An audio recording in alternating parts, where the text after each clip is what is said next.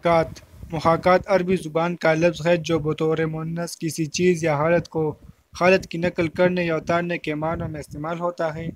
تصویریں تین قسم کی ہوتی ہیں: برش یعنی رنگ اور نقش سے بنی ہوئی تصویریں، صوت اور حرف شاعری سے بنی ہوئی تصویریں، نمبر 3 کیمرے کی آنکھ سے اتاری ہوئی تصویریں۔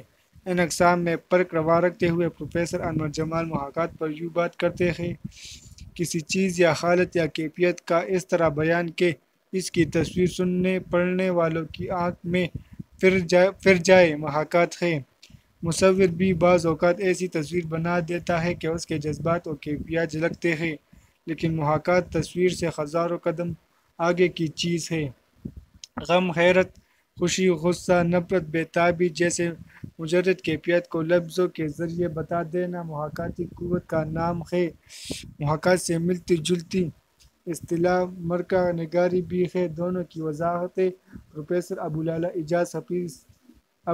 اعجاز حفیظی صدیق لکھتے ہیں، یوں کرتے ہیں: کسی واقعے یا منظر کی تصویر کھینچنے کے لیے نظیر اکبر آبادی کی طرح حقیقی اور اصل جذبات سے بھی کام لیا جا سکتا ہے تاکہ تصویر اصل کے مطابق ہو، اسے محاکات کہتے ہیں۔ اور تخیل کی مدد سے کسی منظر کی تصویر اس طرح بھی کھینچی جا سکتی ہے کہ وہ مثالی اور عینی تصویر بن جائے۔ اس قسم کی تصویر کشی کو ادبی مرکہ نگاری کا نام دیا جاتا ہے۔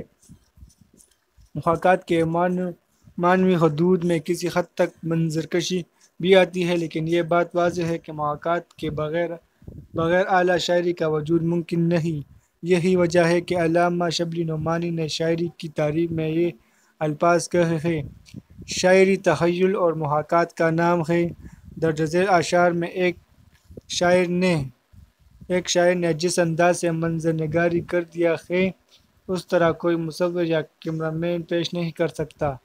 مسکرا کر اس نے پوچھا حال دل، بوند آنسو کی ٹپک کر رہ گئی۔ سنا ہے اس کے بدن کی تراشی ایسی ہے کہ پھول اپنے قبائے قطر کے دیکھتے ہیں۔